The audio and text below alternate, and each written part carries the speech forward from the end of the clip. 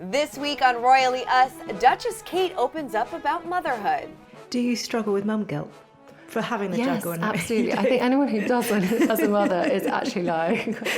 Yeah, all the time. Plus, Meghan and Harry are getting comfortable in Canada while Buckingham Palace is getting a makeover.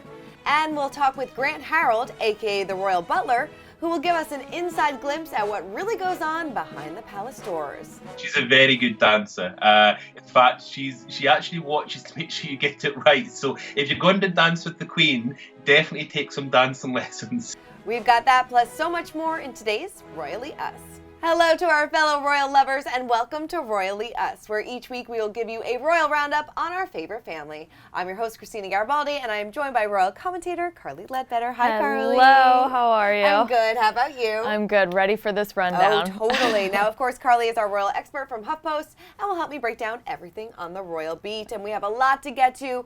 Let's start out with our roundup of the royal headlines, and to kick things off, we have to talk about Duchess Kate getting super candid about motherhood. Super real. Yes. This was her first podcast interview ever, which is incredible because it feels like everyone has a podcast now. I know. But yeah, we've never seen her be We've this never. open. I love it. She talked about mom guilt. She talked about hypnobirthing. Yeah. She really talked about everything. Yeah, her morning sickness. Yes. She went all in. So she appeared on an episode of Happy Mum, Happy Baby. Happy I Mum. didn't say that correctly. Happy Mum, the podcast following the release of her survey, 5 big questions on the under 5s. Now she spoke, like we said, about being a mother, about mom guilt. But what I really loved is how she spoke about the introduction of the babies. Yes. Post I was going to say that was my favorite part. Totally. Because we've always wondered. I mean, they give birth, we assume she's in something like a diaper, and then she has to go in front of all of this paparazzi, and she admitted that it was terrifying. It was terrifying. Yeah. Take a listen. What was it like knowing that so many people outside, after you've given birth and you're in your little cocoon with your new family? Yeah, it's what's slightly it like? terrifying. It's slightly terrifying, I'm not going to lie. So I have given birth. Yes. I have not, so. And to do that, like 5 hours after you give birth is incredible. Even putting on heels, like your feet are swollen, you are wearing kind of a diaper. Like you have like ice packs down there. Like it is not glamorous at all. Amazing. And for her to put on like full glam, go out there and like. Right, in a dress. Oh, yeah. God, it gives me anxiety just thinking about it. I can't imagine. I can't imagine. But I thought that was the realest part of the interview. Yes. And also she said with that photo call that she and Prince William, obviously this was their first kid, and they had to take Prince George from a swaddle and then put him in the car to drive back to the palace. And they said that they tried it with a doll. I mean, which makes sense because you wouldn't want to stand there for 10 minutes being like, is this strapped Well, it's so true because or? my husband and I, we literally stood there and like tried to put her in the car seat for like 10, 20 minutes. We asked everybody, I'm like, did we do this correctly? my I'm like, I gosh. have no idea. And to do that with like millions of people watching, no thank you. Right. I would want someone hidden in the car or something just to Seriously, like just do it. swiftly take the baby away. Yeah. So what other parts were you really surprised about? The hypnobirthing, which again, I haven't given birth, but I think just saying hypnobirthing it really caught everyone's attention. Right. Obviously, she was sick during the pregnancy. She had hyperemesis, and she said that she actually liked labor, which I know. I've never heard anyone say that in my life. Right. So that was really interesting that she said that she wasn't sick. Maybe it was sort of like the light at the end of the tunnel. I'm sure. Like, I'm finally going to feel better. Finally going to feel better. Yeah. I was like surprised that she was so open and honest. It was like a 35-minute podcast. Yeah. And she kind of really let her guard down. And, you know, you kind of see a side of her that you've never really seen before, kind of laid back, talking about something that she's really passionate about. And, you know, it was nice to see a different side of Kate. It was. And to hear how posh she sounds and everything. I know. She talked about her childhood. She said she had a very happy childhood with siblings, Pippa and James. Yeah. She said she had a strong childhood. I'm not quite sure what that means. Maybe that's some English word that I'm not interpreting correctly. But yeah, it was so neat to see her laughing and just, I mean, she said a lot without giving away anything too controversial, but you know, that's being a royal. That's being a royal. Yeah, I love how she said, you know, her favorite time with her family is when they're in the countryside just getting dirty together. And, you know, it's just in front of a fire. Yeah. Right, yeah. They're just like us. We always say this. They really are. So relatable. They really are. So with Kate opening up about introducing her babies to the world, we decided to take a look back at all of her post-hospital appearances. Take a look.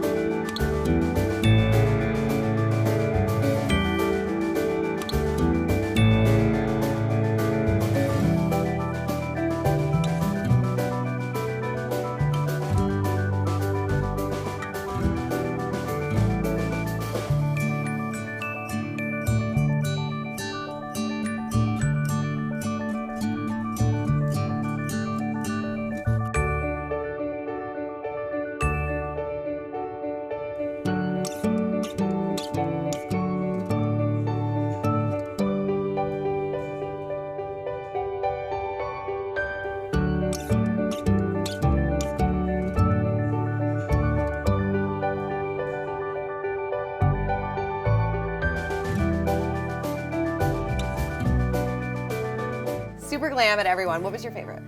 My favorite was the first Yes, me one too. with Prince George. I mean, we were all just, it felt like the world was waiting on Kate to come out. And we Yep. knew how sick she'd been. And she didn't know if George was going to be a boy Right. or a girl, which was really cute. And I think we were all just waiting, like, what will his name be? Yeah, that was my favorite. Yeah, it was so cute. And she wore Jenny Packham in every single outfit that she wore. Very she kind of paid consistent. homage to Princess Diana in a few She of did. those too. So always doing it right. They really Classy are. lady that- Got all those moments up here. Yes, totally. Well, speaking of fashion, here's something that you don't hear every day. Prince Charles, you know, he's a future king, a father, a grandfather, but now we can add fashion designer to that list. Did we think we'd ever be saying that? No. Yes. So what is the deal with this? He has this collection with these two designers, Vin and Omi, and while he's not actually designing any of the pieces, basically he's giving them his scrap waste from one of his gardens. Here's my garbage. Here's my trash, royal trash. Right. But he is giving them hydrangeas from his garden and horse clippings from his stables for them to incorporate in their fashion shows. Because that's what everybody wants to Right. wear. He met them 2 years ago. Sustainability is a really big thing for these designers. Fashion is super, super wasteful. So while I don't necessarily know where the horse clippings are going, it's a great initiative. Sure. Second time he's done this. Definitely. Well, I mean, we're all about sustainable fashion this year, and you know, Definitely. it's definitely been a trend on red carpets, and now it's a trend in the royals. Yes. So just wondering, what he's going to produce Yeah. next, what we're going to see from royals. I in would fashion. really want to see him walk the runway. I with would. this, but I don't think that's going to Yes, happen. and Queen Elizabeth went to London Fashion Week 2 years ago, so I was really surprised that she wasn't front Yeah, row again front row. for her son's collection. Maybe next year. Fingers crossed. Fingers crossed. All right, so we are sticking on the fashion beat because if you remember last September, Meghan guest edited British Vogue's Force of Change issue, and it was Yes. obviously a huge, huge hit. And she actually shared a video with the editor-in-chief, giving us a behind the scenes of how it all came together. Take a look. Can you do Commonwealth fashion? Can you do sustainability? Can we make sure the point of view is really in the right ethos? And then I'll leave it to the experts. You wanted to focus on women who are changing the world, women who are doing incredible things, Yeah. which really is in line with what we do with British Vogue. Yes, and then having the mirror. Anyone, no matter who they are, picking up this issue should be able to see themselves in it. And that's what I feel really proud that we've accomplished. So now this issue actually broke some records, right? It really did. It broke 2 major records. It was the best-selling issue in the entire history of British Vogue, and it was also the fastest-selling issue of the decade. What I find super interesting is that Meghan wasn't even on the cover. Right. It was 15 other women, so it just shows how much people love her and really want to support her. Yeah, and this was the first time that British Vogue ever let anybody guest edit an issue. Yes, So and clearly it's- they did something right. Yeah, and it's 103-year history, which is Wow. amazing. Yeah. And Edward in full said in the video that she just has an editor's eye. And you know, she used to have a blog. The TIG. The TIG. We all, now I wish the TIG would come back. Well, it might. It honestly will. TIG 2.0 or something. Seriously. But I think we're going to see a lot of this from Meghan, where she's decidedly behind the camera. She's not putting herself on the cover. She thought it would be too boastful. But I think we're going to see a lot of this to promote her conservation work, more interviews with Michelle Obama and Jane Goodall, hopefully. Yes. We'll see. We'll Yeah. see. All right. Speaking of Meghan, it's time to spill the royalty and put some royal rumors to rest. And of course, it. it's always all about Meghan and Harry. It's always about now, them. The two were finally seen in public following their step back from the royal duties. And we now hear that they have fired their entire UK staff. So They have. Peace out. Yes, and while it sounds super scandalous, Let's make it sound scandalous. yeah, let's take it as far as we can. Right. But yeah, they are firing 15 people. So back in January when they announced that they were stepping back, we could have kind of assumed Sure. that they were going to eliminate Yeah. 15 people. And they're not. The people aren't going to be in other royal households. That stinks. I know. I Yeah. think 1 or 2 of them will be able to. I'm surprised that more of them didn't move with Harry and Meghan to their Sure. new foundation, especially Sarah Leatham, who used to work for Hillary Clinton, and she was a huge name and a huge get for them. But yeah, their offices at Buckingham Palace are shutting down.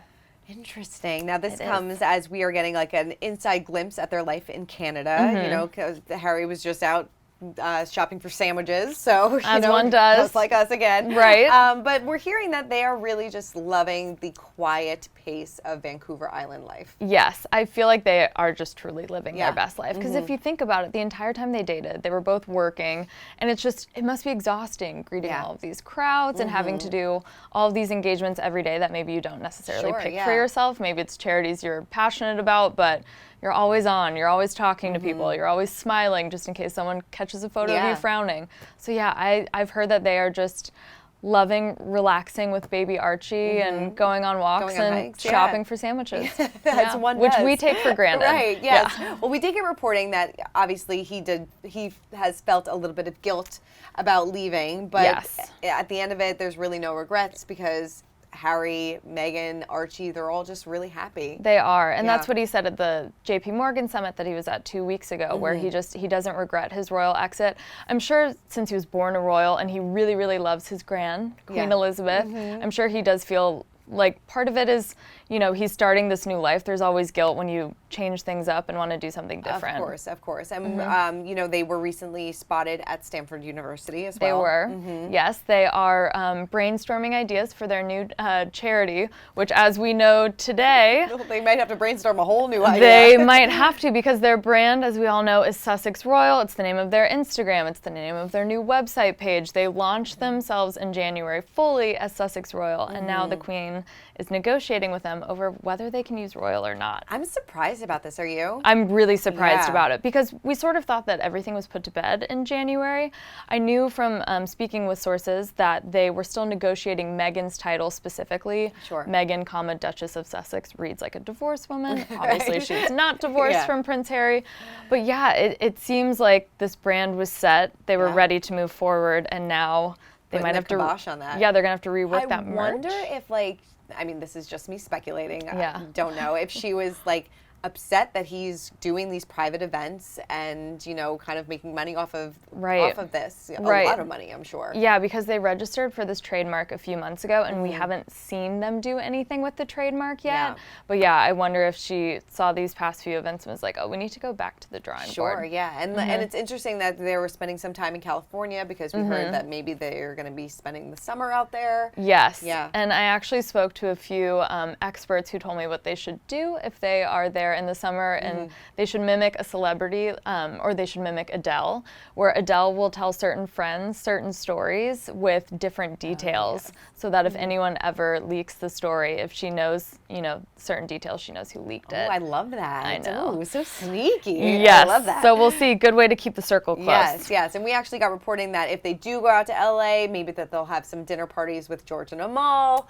you know, maybe Priyanka and Nick, because they're good friends with her as well. So Beyonce and Jay-Z are in LA. You know, all their close friends. Exactly. So. We just need someone to Instagram it, please. Right. Any celebrity watching this, if you meet up with Harry and Meghan, send us photos. Yes. Post photos, Totally. please. Well, Carly, speaking of dinner parties, theirs may look a little different than what is going on over at Buckingham Palace. Now, to give us an inside glimpse at what goes on during a royal gathering, we are joined by Grant Harrold, a.k.a. the Royal Butler. I'm so excited about this. Now, Grant is a British etiquette expert who worked as a butler for the Prince of Wales from 2004 to 2011. Grant, thank you so much for joining us. My pleasure, ladies. Thank you for being on the show. Yes. I know, this is so exciting. A royal butler. Can you tell us, what is it like to throw a dinner party at Buckingham Palace? I think what kind of shocks people is a dinner party at Buckingham Palace is kind of similar to, I want to say, most dinner parties, probably not in everybody's homes, but in the world of a butler, it's kind of the same, whether it's Buckingham Palace or a stately home. Very much what you see in Downton Abbey, if that gives you an idea. Oh, interesting. Good to know. Is it like so much pressure for everybody working the dinner party, though? Right. Certainly for the butler, because you want it to be a success, you want it to go well, and there's a lot of planning that goes into it just to get it right, because you don't want anybody making a mistake or soup getting spilt on somebody. So there is a lot of planning, and the bigger the team, the more that goes into it. Has that ever happened before? Did any soup ever spill on the Queen? But on one occasion, I remember, I won't name the royal, but I remember one occasion with the royal, I was offering some souffle, and I forgot to put the plate down, and it went onto a charger, which is a kind of an underplate, kind of protector. And I offered the souffle, and it went straight onto this charger, which it's not supposed to. And I was absolutely mortified. I was so embarrassed. I kept apologising. They said, don't worry, it's absolutely fine. I'm royal and I can eat off silver. So thankfully, they saw the funny side of us. But I just wanted to disappear. It was the biggest catastrophe of my life to that point. Oh no. But it all worked out in the end. It did. It seems like there would be a lot of rules for a royal dinner party. Are there any super silly rules that maybe guests or royals would have to follow? There is, as I said, to this day, the unwritten rule that when the Queen begins, that's when the guests can begin. But if the Queen finishes, the meal will then be cleared. It's an automatic thing. So, of course, she gives plenty of time so that guests do have a chance to finish. But if you haven't, then the plates will be taken away. And I remember hearing a wonderful story. I can't remember who told me that Prince Philip would warn guests who he was next to make sure that he would remind them to finish before the Queen. Otherwise, so they nice. would find the plate getting taken away from them, which I love that. It's an old rule, and it's very much still kind of in place. I love that. This is what I love about etiquette. I love these old little traditions. Yeah. Yeah. Is there anything that can never be served at a royal dinner that's off the menu? One of the kind of golden rules is no shellfish, and it's just for obvious reasons, because it's one of the most likely things you could be poisoned from. Even I've been poisoned from shellfish, so it's easily done. The main reason is because the royals are carrying out engagements on more or less a day-to-day basis. So if they suddenly got shellfish poisoning, it will put them out of action, possibly certainly for a few days, if not a few weeks. So that's why it's quite important they avoid things like that. I think at one time there was royal tasters. So if you go back to 10 people would actually try food, because back then it was likely they could be poisoned. Thankfully, it's not quite like that today, and I think it's safe to say nobody's trying to poison any of the royals. So that's one of the kind of traditions that's no longer carried out. I love that we were like, we both want that job, and then we're like, no, that's testing we could for be poison. poisoned. Don't want that. Yes. I don't want that. I can taste the food. Right. Now, while you worked at the palace, did you also live at the palace, or did you commute in? No, I was actually lucky. I didn't actually work in Buckingham Palace. I used to go there whenever there was kind of a big events or anything special happening. I remember, I was lucky enough to attend a summit when President Obama was in London, and I didn't actually get to meet him personally, but I was there helping organise the event and everything, and it was quite amazing. I did get to meet Hillary Clinton, who was there with him, and if I can actually say, it's really funny. People say to me of world leaders, have you ever met any, or politicians, is there any that you remember for politeness? And I must say, Hillary Clinton was absolutely wonderful. She actually came and thanked all of us, which is just, the royals do that. Nice. You don't normally have world leaders or politicians doing that. So it always stuck in my mind, that one. So I was very impressed. Yeah, definitely. Do you have a favorite memory looking back at your time? Yes, I do. It's a bit of an unusual memory. When I was a child, I had a dream to work for the royal family. Wow. And not only did I have a dream to work for the royal family, I either wanted to, I said I'd like to work for them or marry into them, which 30 years ago was not going to happen. And I remember this conversation with my father that I would do one or the other. And it was kind of laughed off at the time. And the other part to this dream was there was a documentary, I don't know if you'd remember, back in the 1990s, all about the royal family and the Queen. And it gave you an amazing insight. And there was a scene where you saw the Queen dancing with some staff members. And I remember saying to my father, I want to do that. I mean, I was only 12, 13 years old. And I said, I want to dance with the Queen. And my father said, it's not going to happen. It's impossible. Well, 20-something years later, when I was working for the royal family, I remember being up in Scotland and I saw on the notice board the Gillies Ball, which is what this ball's called. And I put my name down. I took some secret dancing lessons just in case. Even though I'm Scottish, I had to remind myself how to do Scottish dancing. And I had the opportunity to go to the ball, which was what was even more extraordinary. I actually went with the Prince and the Duchess. I travelled with them in the convoy, which was a dream come true for a youngster who used to stand at the gates watching these cars drive in, and here suddenly I'm in the cars driving into Balmoral Castle. And anyway, we eventually got into the castle, in the ballroom. This brought back all the memories of when I was a youngster, watching this programme and seeing this very room and seeing the same royals. And I couldn't believe it. The Duchess of Cornwall very kindly came and found me. That was actually what she said she would do, to dance with me. And as we were dancing, I remember her saying that I was quite nervous. And I told her about this story about being a child and had this dream that one day I'd dance with the Queen. And she kind of smiled and said, well, you never know, but there is about 150 people here. And as we finished our dance, I couldn't believe it, because as I turned round, the Queen was standing behind me and the music struck up. And I went into a dance with the Queen and other members of the royal family, Prince of Wales, Prince Philip. It was a reel, but it was exactly the dance I had watched on this programme 20 odd years before, and here I am actually living my dream, if you like. So not only getting to see the royal family, but getting to actually dance with the Queen. So that's why I say to a lot of youngsters, if you've got a dream or ambition, never give up on it, because I'm a huge believer that if you set your mind to it, you can make it happen. Oh, I love that full circle moment. What a great story. Is she a good dancer? Ooh, good question. She's a very good dancer. In fact, she actually watches to make sure you get it right. So if you want to dance with the Queen, definitely take some dancing lessons. You gotta practice. That you gotta is practice. Smart. I know, and I feel like I already know the answer to this. But do you have a favorite royal in the royal household? Do you know the Queen? That was when I was a youngster, I had such an admiration for her, and I still do. And even with everything that happens in the modern world, and even with the royal family, she's still that stability. She's still there. She's still doing an amazing job at 92 and 93. Of course, I've got to say I adored the Prince of Wales and the Duchess of Cornwall, and of course Princes William and Harry. Who don't love Prince William and Harry? But I think I'd have to say the Queen. Yeah. And then last question, what was it like having the Prince of Wales as a boss? It was unbelievable. I used to pinch myself for about a year, because I couldn't believe it. To actually have somebody like the Prince of Wales as your employer was just an extraordinary situation.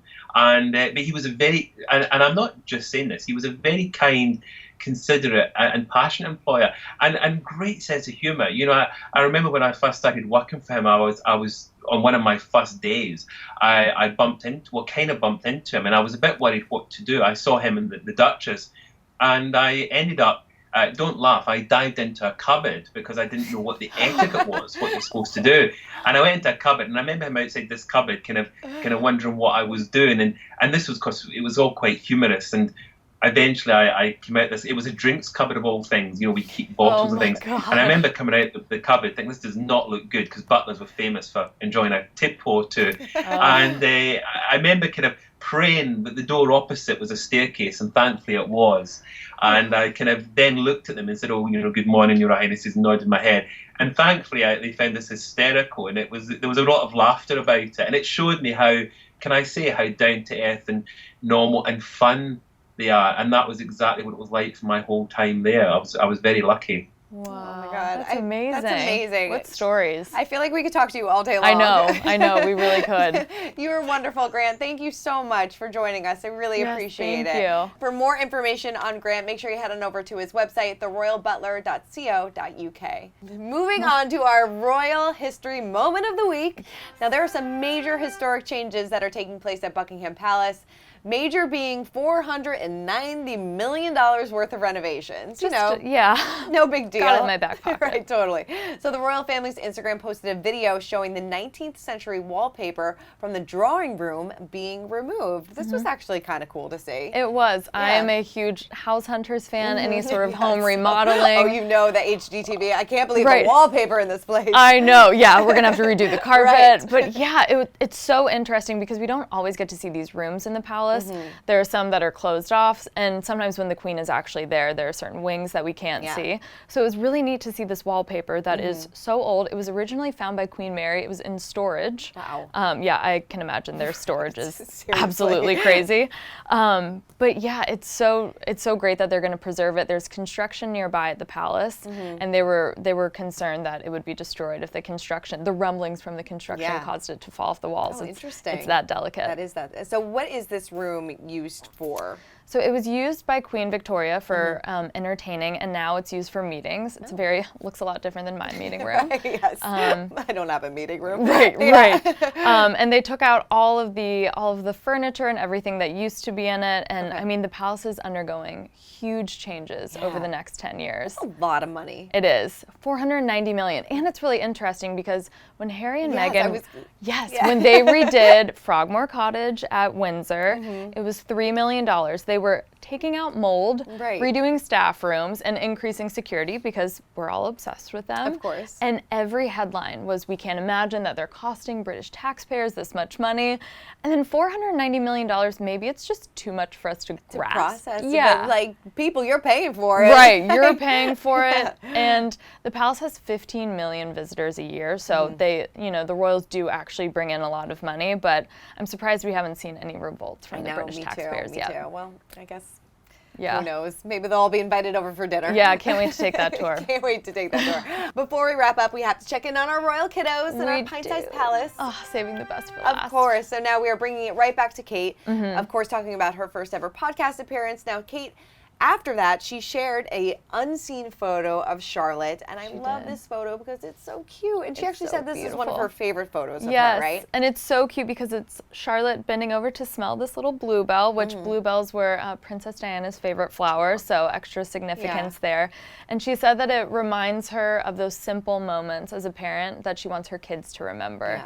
Just wandering through the gardens of their estate, smelling their own, smelling their flowers. But it really is, it's the sweetest photo. It really is. It's so cute. It's so cute. And they're actually taking some time off to spend some time with their kids, right? They are, yes. Charlotte and George both go to a little school called Thomas's Battersea, and they're on a break this week. So we've seen William and Kate do so many engagements over the past few months, or weeks, but they are, taking a little break just to lay low. The kids like to make pizza with Kate, so maybe they're just making pizzas in Kensington Palace right now. As one does. Yeah. I love it. Well, they deserve a much needed rest. They definitely do. Totally. Well, Carly, thank you so much as always. Thank you. It's always so much fun. It is. Of course. So for much more on the royals, make sure you head on over to usmagazine.com and remember to subscribe to our YouTube channel. We'll see you guys next week. Bye. Bye.